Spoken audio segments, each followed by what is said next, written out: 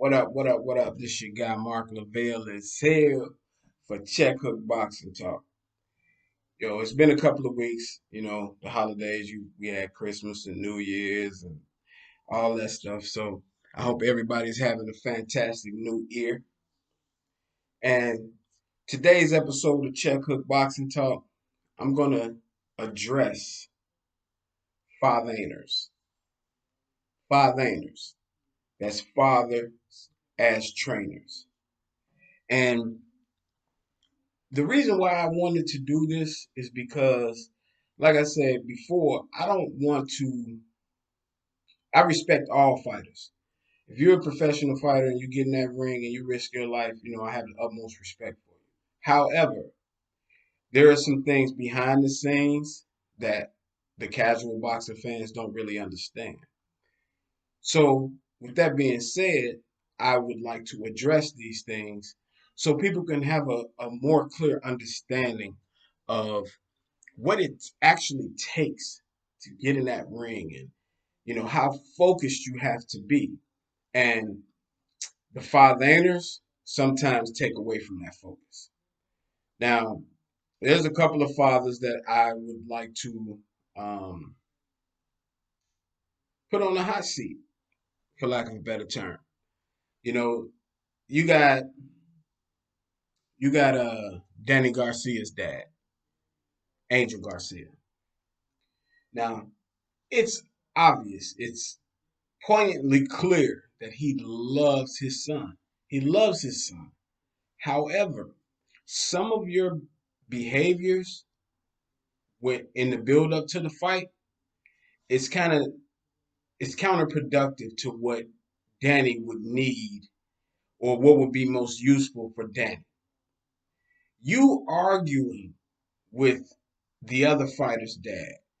You arguing with the fighter that your son is about to face. Come on, man. He doesn't need that distraction. These fighters work hard and you guys work hard with your sons, you know, and some of the antics that I see going on, in my opinion, is counterproductive. Like I said, you got Angel Garcia, you got uh, Kenny Porter, you got Ruben Garcia, and the king dingaling of everybody is Teofimo Lopez Sr.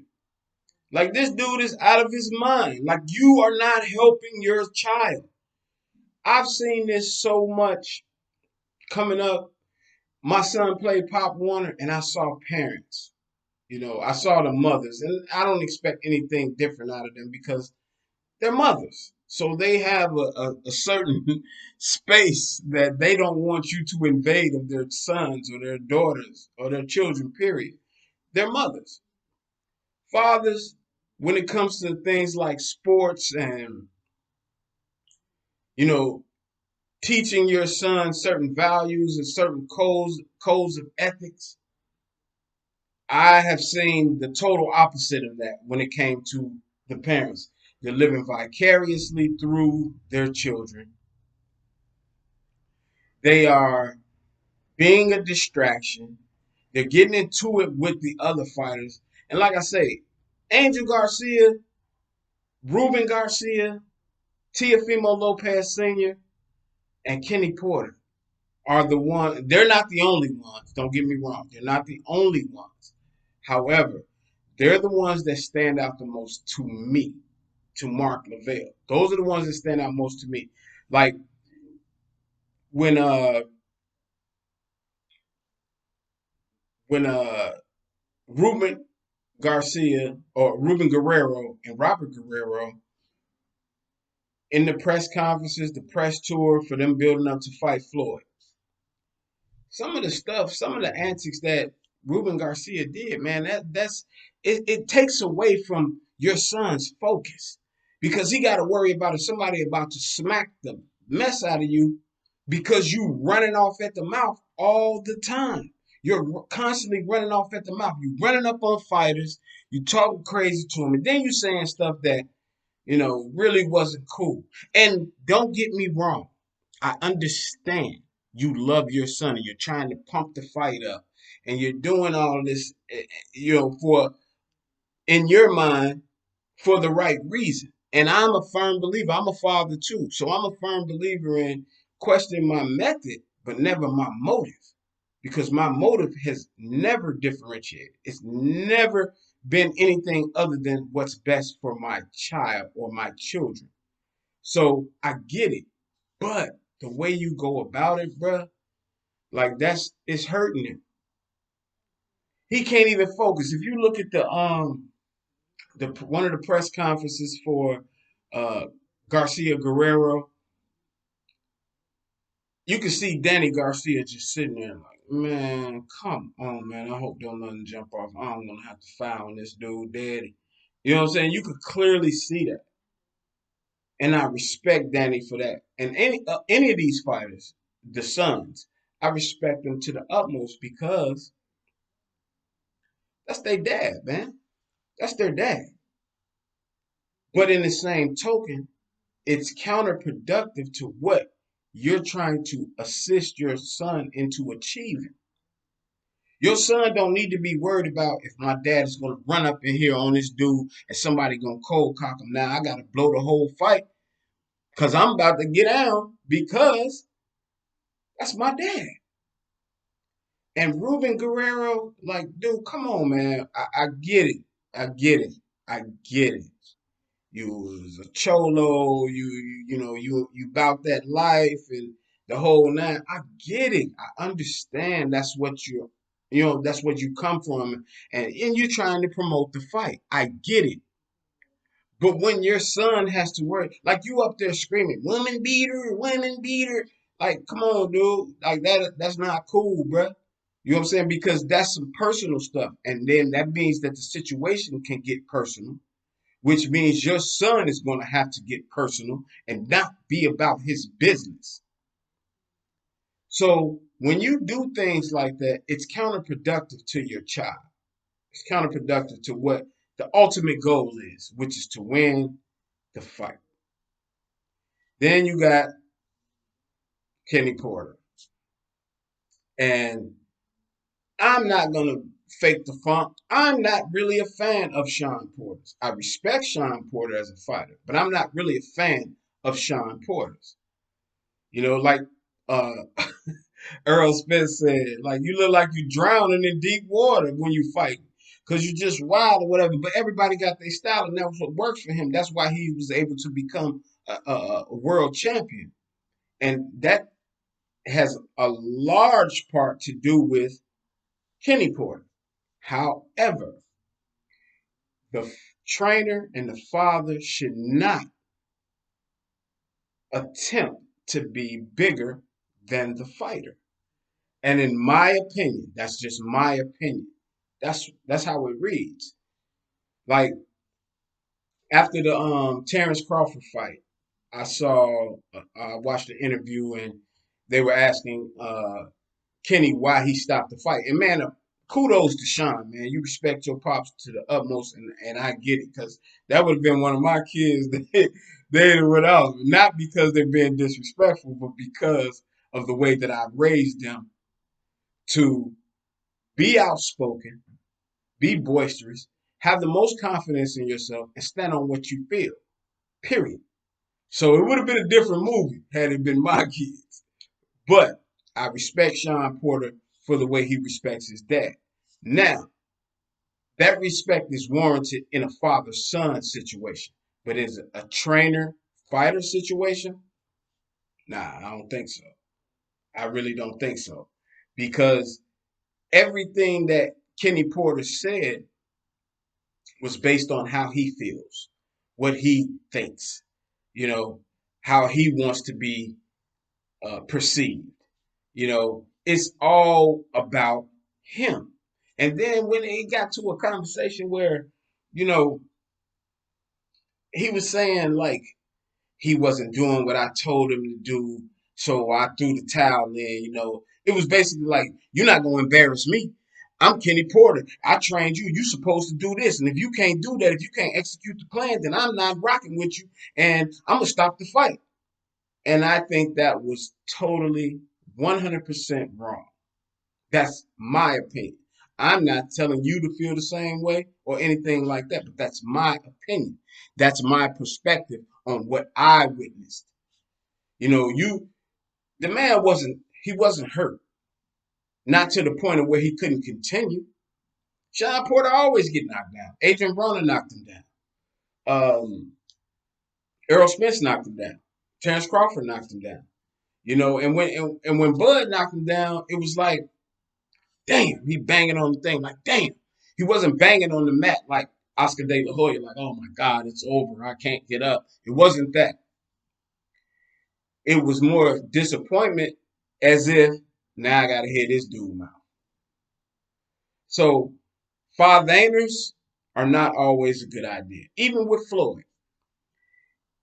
I saw an interview where Floyd said, my father taught me everything I know and da da da, this and that, but he never respected me as a man. It was always Big Floyd, Little Floyd, and that's what I think it has a lot to do with this. It's hard to differentiate or to draw the line where he's not just my son. I'm his employee.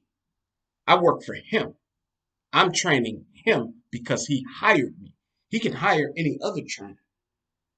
So I always look at it, I try to be the most objective person because we all feel how we feel and that's it. But I try to see things from other perspectives. But with these few guys, like it's the same thing over and over and over again. It's like watching a rerun. And then Teofimo Lopez saying, like, this dude,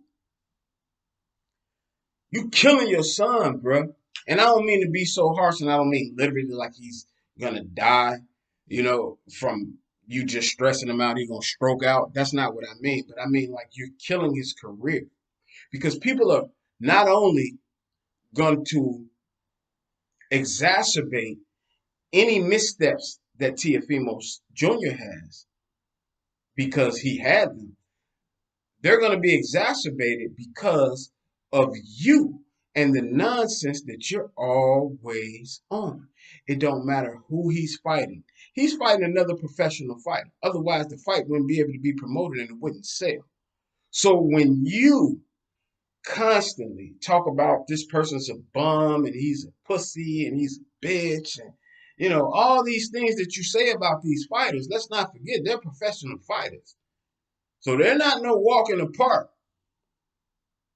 So it's counterproductive for your child when you do that. After the Cambosis fight, after you talked all that mess, you think T.O. Jr. wasn't on his mind? Like, I gotta knock this dude out in the first round, because that's all you screaming. That's all you screaming is that he's gonna knock him out in the first round, and y'all ain't never seen nothing like this and this and that. That's added pressure. Make it easier on your child because that's more productive than you being a distraction. You running up in the gym talking crazy to Cambosis' father and talking crazy to Cambosis and all this. Like, dude, chill out. Relax. You got to relax. Because at the end of the day, your objective is for your son to not only win, but to come out healthy. So if he's distracted, that means his focus, 100% of his focus is not there, which can lead to him getting physically hurt. He's mentally hurt right now, but you can come back from that. It's like what the football coaches say, are you injured or you hurt? If you're hurt, you can still play. If you're injured, you got to go on IR. So these are things that FathAiners and father coaches need to understand and respect. My son, he does music, and he asked me to manage him. And I told him that wouldn't be a good idea. I can advise you the same thing that I've always done your entire life. I'm your dad. But being your manager, I don't think that's a good idea because I have a strong personality and so do you. So I don't think that would be productive. I really don't in the long term of it. I don't think that it would be productive. Me advising you, like when you're dealing with your manager or your promoter, if it's boxing, you're dealing with that, and then you come and talk to me like, Pops, what you think about this? This is what they said, blah, blah, blah, blah. And I can be objective. But if I'm intimately involved in the situation, 99.9% of the time, it don't matter what they saying. They could be right. I'm going to side with you, but I'm going to tell you how wrong you are in the car. But what I'm not going to do is distract you from getting or obtaining that main goal that we, and if not we, you have set for yourself. So these are things that we need to understand when it comes to boxing. Like people say, oh man, his dad wasn't saying nothing to him and this and that and da da da. He need to do this and that. And I understand where you're coming from. I know that your heart is in the right place, but they don't really need to hear it like that. Because these guys risk their lives every time they get in that ring. Every time they lace them up, they're risking their lives. So we need to take that into account, and these fathers need to take that into account. They need to take a page out of Ann Wolf's book, like when she trained James Kirkland. The way that she interacted with James and how she talked to him, you never seen Ann Wolf running up on nobody or whatever, and she can get out. She probably can whoop every person that I'm talking about as far as the father. I know it's funny, but I ain't really trying to be funny. It's just a fact. But I like the way that she dealt with it. I like the way that rest in peace, Roger Mayweather, how he stepped in and I'm sure they had conversations about what was the problem with, that's his brother. That's his nephew, you know? So when Roger's health started deteriorating and Senior stepped in, it was understanding. That was after a big blow up. I forgot who Floyd was going to fight. I don't know if he was going to fight Victor Ortiz or whoever it was. And Junior and Senior got into a big thing at the gym, and it was bad. And I just felt like, dude, everything ain't for public consumption. You know what I'm saying? But when you're in the heat of the moment and you aggressive and testosterone and you're a fighter, I get it. But Senior realized how to fall back because his son was so removed from the son father thing as far as boxing goes. He was able to speak up for himself. But Robert Guerrero, Danny Garcia, and Teofimo Lopez and Sean Porter, I don't see that in them. And at some point, they're going to have to set some boundaries because I believe a lot of the unsuccess, the lack of success that they've had, I think is totally contributed to their dads. And not intentionally, because I know that their fathers love them. I see that. I'm a dad, so I know how it looks. But you got to let your son grow up and be a man, and you got to respect him as a man. When y'all doing boxing, y'all training or whatever, you got to look at him like a client or an employer, and vice versa. You got to look at him not as your dad, but as your training that you hired to assist you. So that being said, man, it's something that I think that more people should actually try to, as far as people in their families, and I'm sure they probably have. They probably try to tell them, but man, these dudes be shooting up without a needle. You know what I'm saying? They're getting high off the adrenaline and living vicariously through their kids. And again, I am not disrespecting these guys or saying that they're wrong, but this is just something that I see and when I see something, I'm gonna speak on it. That's just who I am. So we can agree to disagree or we can agree, whatever it is. But I know Ruben Garcia, Angel Garcia, and T.O. Sr., y'all need to chill and stop being so much of a distraction. And Kenny Porter, you need to stop being such a control freak. Like I saw something where I think it was a female that was interviewing you and you said, well, we're cool. He lives across the street from me and this and that. Why do you live across the street from your father? You're a millionaire. Why do you live across the street from your father? That's too much control. That's your dad wanting to control you, bruh. Stand up, be a man. And I'm not saying that you're not a man. I'm saying in this situation, stand up and be a man, not just the son or the little boy.